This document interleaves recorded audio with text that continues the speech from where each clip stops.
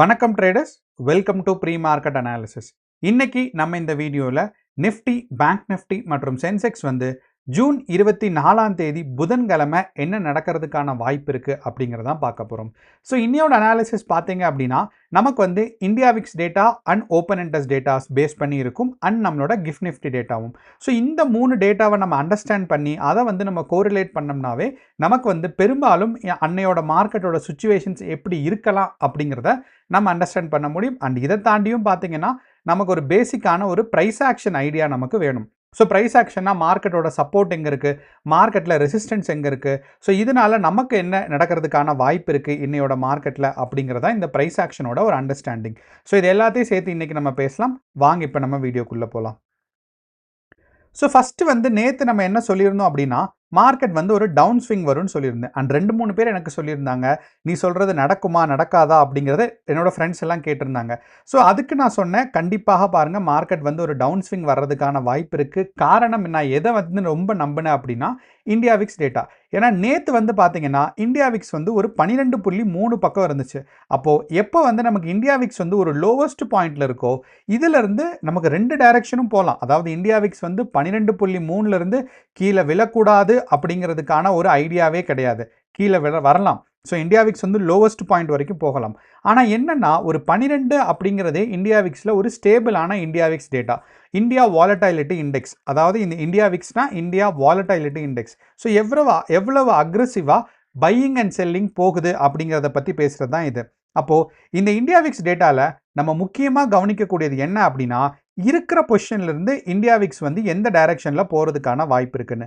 For example நான் என்ன பண்ணுறேன்னா இந்தியா விக்ஸ் லாஸ்ட் 1 இயர் எடுக்கிறேன். இந்த லாஸ்ட் 1 இயரை நம்ம கவனித்தோம்னா நமக்கு 2026 ஒரு தடவை பார்த்தீங்கன்னா நமக்கு 2026 இந்த லோவஸ்ட் பாயிண்ட்லேருந்து நமக்கு இது வரைக்கும் கீழே வரல. ஆனால் அதுக்கு முன்னாடி நமக்கு பார்த்தீங்கன்னா இந்தியா விக்ஸ் ஒரு 10 வரைக்கும் போயிருக்கு.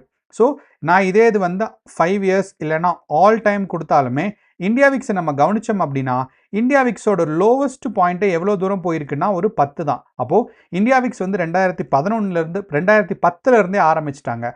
ஸோ அதிலிருந்து நமக்கு பார்த்தோம்னா கோவிட் டைமில் மட்டும்தான் நமக்கு ஒரு ஷார்ப்பான இந்தியா விக்ஸ், அதுவும் பார்த்தீங்கன்னா ஒரு 80 வரைக்கும் போச்சு.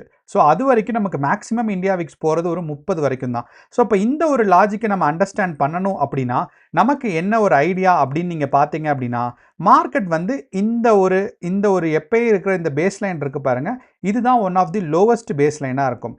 அப்போது நேத்தோட நம்ம இந்தியா விக்ஸ் கவனித்தோம் அப்படின்னா ஏறக்குறைய பார்த்தீங்கன்னா 12.4 பக்கம் இருந்திருக்கு. ஸோ அப்போ இந்த 12.4 பக்கம் இருக்கும்போது நமக்கு என்னன்னா இங்கிருந்து கீழே போகிறதுக்கான வாய்ப்புகள் அதிகமாக, இங்கிருந்து மேலே போகிறதுக்கான வாய்ப்புகள் அதிகமாக. அப்போது நம்ம ஒரு இந்தியா விக்ஸோட ஒரு ஆல் டைமோ இல்லைனா லாஸ்ட் 5 இயர்ஸோ இல்லைனா ஒரு 1 இயரோட டேட்டா எடுத்து பார்த்தோம்னா நமக்கு இந்த 12.8 இல்லைனா 10 பார்த்தீங்கன்னா நமக்கு ரொம்ப ஒரு லோவஸ்ட் இந்தியா விக்ஸ் டேட்டா. அப்போது நமக்கு இந்த இடத்துல இருந்து மார்க்கெட் டவுன் சைட் புஷ் ஆகிறதுக்கான வாய்ப்புகள் கொஞ்சம் கம்மி. இதுதான். ஸோ ப்ராபபிலிட்டி மேலே போகிறதுக்கான ப்ராபபிலிட்டி அதிகமாக, கீழே வர்றதுக்கான ப்ராபபிலிட்டி அதிகமானு கேட்டோம்னா இந்தியா விக்ஸ் ஏற்கனவே ஒரு லோவஸ்ட் பாயிண்டில் இருக்கிறனால நமக்கு மேலே போகிறதுக்கான ப்ராபபிலிட்டி தான் அதிகம். அப்போது இந்தியா விக்ஸ் மேலே போச்சுன்னா நிஃப்டி கீழே வரும். ஸோ இதுதான் ஒரு அழகான ஒரு லாஜிக். இதை பேஸ் பண்ணி தான் நம்ம நேத்தோட மார்க்கெட் பேரிஷாக முடியறதுக்கான வாய்ப்பு இருக்குது அப்படிங்கிறத நம்ம சொல்லியிருந்தோம். இப்போது இன்னையோட மார்க்கெட் பார்த்தீங்கன்னா சரிப்பா நேற்று 12.4 இருந்துச்சு, அதனால் நம்ம கீழே போகிறதுக்கு வாய்ப்புகள் கம்மின்னு சொன்னோம். அப்போது இன்னைக்கு 2 டைரக்ஷனுமே வாய்ப்பு இருக்குது. ஸோ பார்த்தீங்கன்னா 14.2ல் நேத்தோட இந்தியா விக்ஸ் எக்ஸ்பைரி நமக்கு முடியும் போது, நிஃப்டியோட வீக்லி எக்ஸ்பைரி முடியும் போது நமக்கு பார்த்தீங்கன்னா 14.2 இருக்குது. அப்போ இந்த 14.2லேருந்து மேலே போகிறதுக்கான வாய்ப்புகளும் அதிகம், கீழே வர்றதுக்கான வாய்ப்புகளும் அதிகம். அப்போது இனிஷியல் இந்தியா விக்ஸோட மூவ்மெண்ட், ஸோ நேற்று பார்த்தீங்கன்னா நமக்கு ஒரு 12 மணி வரைக்கும் இந்தியா விக்ஸ் ஃப்ளாட்டாக தான் இருந்துச்சு. அதுக்கப்புறம் தான் இந்தியா விக்ஸ் ஒரு பாசிட்டிவ் டைரக்ஷன் கொடுத்துச்சு. அப்போது இன்னையோட இந்தியா விக்ஸ் எப்படி ஸ்டார்ட் ஆகுது அப்படிங்கிறத நீங்கள் அண்டர்ஸ்டாண்ட் பண்ணால் தான் நம்ம மார்க்கெட்டை டைரக்ஷன் பார்க்க முடியும். அப்போ இந்த இந்தியா விக்ஸை தாண்டி நான் பார்த்தேன் அப்படின்னா அப்போ இன்னையோட மார்க்கெட்டை பொறுத்தளவில் இந்தியா விக்ஸை வச்சு நம்மளால் கெஸ் பண்ண முடியாது ஒரு ப்ரீ மார்க்கெட் அனாலிசிஸ்க்கு. ஏன்னா மார்க்கெட் ஓப்பன் ஆனதுக்கப்புறம் இந்தியா விக்ஸ் ஒருவேளை ஒரு ஸ்ட்ராங்கான ரெட் கேண்டிலோ வந்துச்சுன்னா, க்ரீன் கேண்டில் வந்துச்சுன்னா டவுன்ஃபால் கண்டினியூ ஆகுதுன்னு அர்த்தம். ரெட் கேண்டில் வந்துச்சுன்னா மார்க்கெட் பார்த்தீங்கன்னா ஒரு டவுன் சைடில் அப் சைட் போகிறதுக்கான வாய்ப்பு இருக்குன்னு அர்த்தம். இப்போ இந்தியா விக்ஸோட பிரைஸ் ஆக்ஷனை நம்ம வந்து கொஞ்சம் ஒரு லாஸ்ட் ஒரு 1 மந்த்லேருந்து எடுத்து பார்த்தோம். இது வந்து பார்த்தீங்கன்னா ஒரு மாதத்தோட ஜூன்லேருந்து. அப்போது ஜூனில் என்ன ஆயிருக்குன்னு பார்த்தீங்கன்னா இந்தியா விக்ஸ் வந்து இங்கே 16.2 15 16 இருக்கும் கரெக்ட். இந்த இடத்துல இருந்து பார்த்தீங்கன்னா ஒரு டவுன் ஸ்விங் வந்திருக்கு. அப்போ மறுபடியும் அப் ஸ்விங் போகிறதுக்கான வாய்ப்பு இருக்குது. ஸோ ஆனால் அது 100%ஆக நம்ம சொல்ல முடியாது, ஏன்னா மார்க்கெட் எப்படி வேணாலும் நம்ப முடியாது. ஸோ ஆனாலும் நமக்கு ஒரு ஜென்ரலான ஒரு ப்ரைஸ் ஆக்ஷன் நாலேஜ்னா இங்கேருந்து ஒரு லோவஸ்ட் பாயிண்ட் டவுன் ஸ்விங் ஆகிட்டு அதுக்கப்புறம் மேலே போகுது. ஸோ அப்படிங்கிறனால நமக்கு ப்ராபபிலிட்டி பார்த்தோன்னா 2 சைடுமே இருந்தாலும் ஒரு மேஜரான நம்ம எக்ஸ்பெக்ட் பண்ணோம். அதாவது 20-80ன்னு வைக்காமல் நேற்று வந்து பார்த்தீங்கன்னா ஒரு 20% தான் கீழே போகிறதுக்கான வாய்ப்பும் 80% மேலே போகிறதுக்கான வாய்ப்பும் இருந்துச்சு.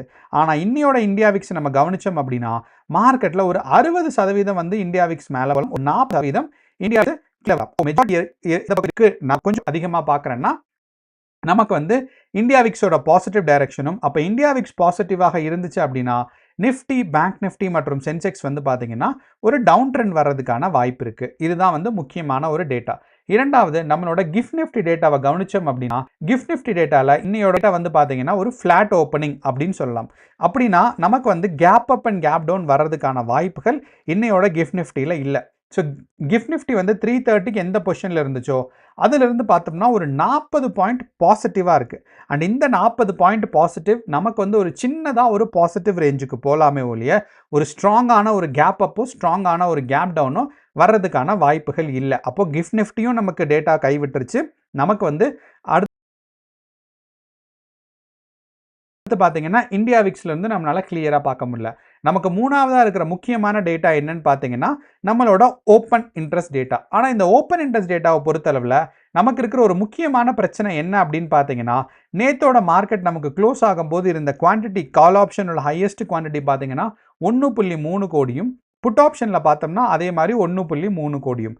ஆனால் அதே மாதிரி இன்னையோட மார்க்கெட்டுக்கு 22ஆம் தேதி நமக்கு முடிஞ்சப்போ, நேற்று நமக்கு 22ஆம் தேதி முடிஞ்சு அடுத்த வாரம் எக்ஸ்பைரி ஆரம்பிக்கும் போது நமக்கு ஹையஸ்ட் குவான்டிட்டியே பார்த்தீங்கன்னா 76 லட்சம் தான் இருக்குது. ஸோ அப்போது இன்றைக்கி தான் நமக்கு வந்து பார்த்தீங்கன்னா எக்ஸ்பைரி நமக்கு இன்க்ரீஸ் ஆகும். ஸோ அப்படிங்கிறனால நமக்கு ஓப்பன் இன்ட்ரெஸ்ட் டேட்டாவில் கால் ஆப்ஷன் சைடு பார்த்தீங்கன்னா நமக்கு ஸ்ட்ராங்கான குவான்டிட்டி இன்க்ரீஸ் ஆகிருக்கு. ஸோ கால் ஆப்ஷன் சைடு வந்து ஆப்ஷன் செல்லர்ஸ் ஒரு பாயிண்ட் ஆஃப் வியூலேருந்து தான் பார்க்கணும். ஸோ இந்த இடத்துல வந்து பார்த்தீங்கன்னா 24,000 ஸ்ட்ராங்கான ஆப்ஷன் செல் பண்ணுறாங்க, கால் ஆப்ஷன் செல் பண்ணுறாங்க அப்படின்னா என்ன எதிர்பார்க்குறாங்கன்னா மார்க்கெட் வந்து ஒரு டவுன் ஸ்விங் வரும் அப்படிங்கிறத எதிர்பார்க்குறாங்க. ஏன்னா நேற்று நமக்கு நிஃப்டி 50 பார்த்தீங்கன்னா மார்க்கெட் வந்து ஒரு ஹையஸ்ட் பாயிண்ட் 24,200 வரைக்கும் வந்துருந்துச்சு.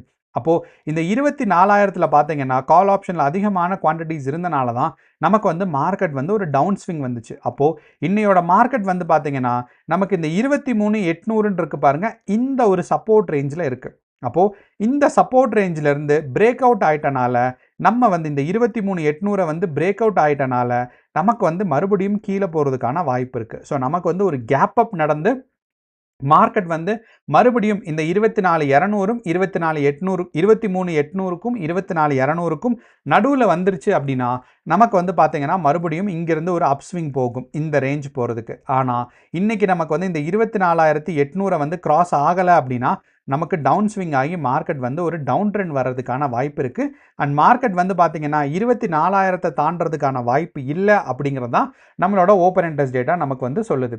அதே மாதிரி நம்மளோட எஃப்ஐஐஸ் அண்ட் டிஐஐஸோட அண்டர்ஸ்டாண்டிங் பார்த்தாலுமே நமக்கு வந்து எஃப்ஐஐஸ் அண்ட் டிஐஐஸ் ஸ்டில் நேத்தோட எண்ட்லையும் நமக்கு வந்து நெட் பியரிஷாக தான் இருக்காங்க. ஸோ இந்த ஒரு காரணத்தினால இன்னையோட மார்க்கெட் வந்து பியரிஷ் மூமெண்ட்டை கண்டினியூ ஆகிறதுக்கான வாய்ப்புகள் ரொம்ப ரொம்ப சிறப்பாக இருக்குது. அப்போ நமக்கு முக்கியமாக கவனிக்க வேண்டியது இன்னையோட நேத்தோட லோவஸ்ட் பாயிண்ட், அதாவது நிஃப்டி 50 பொறுத்தளவு 23,800 அப்படிங்கிற ரேஞ்சும், அதே மாதிரி நமக்கு வந்து சென்செக்ஸை பொறுத்தளவு 76,000. இந்த 76,000லேருந்து மார்க்கெட் வந்து ஒரு இன்றைக்கோட ஓப்பனிங்கில் ஒரு ஃபஸ்ட்டு ஒரு 1 ஹவர்லேயே டவுன் ஸ்விங் வந்துருச்சு அப்படின்னா நமக்கு ஒரு ஸ்ட்ராங்கான பேரிஷ் மூமெண்ட் வரும். அண்ட் மூணாவது பார்த்தீங்கன்னா நம்மளோட பேங்க் நிஃப்டியும். ஸோ பேங்க் நிஃப்டியை பொறுத்தளவு ஏற்கனவே 57,100 வரைக்கும் வந்துருச்சு. ஸோ பேங்க் நிஃப்டியில் முக்கியமான ஒரு சப்போர்ட் ரேஞ்சுனா 57,000. அப்போது பேங்க் நிஃப்டியை பொறுத்தளவு இந்த 57,000லேருந்து மார்க்கெட் வந்து டவுன் பிரேக் அவுட் ஆயிடுச்சுன்னா ஒரு டவுன் ஸ்விங் போகும். அப்போ நிஃப்டி, பேங்க் நிஃப்டி மற்றும் சென்செக்ஸில் மூணுக்கும் நம்ம ஒரு சப்போர்ட் ரேஞ்ச் சொல்லியிருக்கோம். இந்த சப்போர்ட் ரேஞ்சை பிரேக் ஆச்சுன்னா நமக்கு வந்து ஒரு ஸ்ட்ராங்கான ஒரு பியரிஷ் மூமெண்ட் எதிர்பார்க்கலாம். கண்டிப்பாக நீங்கள் லைவ் மார்க்கெட்டில் இந்தியா விக்ஸ் டேட்டாவை ரெஃபர் பண்ணணும். ஆஃப்டர் த மார்க்கெட்டில் இந்தியா விக்ஸ் டேட்டாவை ரெஃபர் பண்ணும்போது நமக்கு அது பெரிய பயன் அளிக்காது. ஸோ அப்படிங்கிறனால நீங்கள் லைவ் மார்க்கெட்டில் இந்தியா விக்ஸையும் நீங்கள் கவனிச்சுட்டு இருந்தீங்கன்னா இந்தியா விக்ஸோட டைரக்ஷன் எந்த பக்கம் இருக்கோ அதுக்கு ஆப்போசிட்டாக நமக்கு வந்து நிஃப்டி, பேங்க் நிஃப்டி மற்றும் சென்செக்ஸ் வந்து ரியாக்ட் ஆகும். ஸோ இதுதான் நம்மளோட ஓவரால் அனாலிசிஸ். கேர்ஃபுல்லாக ட்ரேட் பண்ணுங்கள். All the best. நன்றி, வணக்கம்.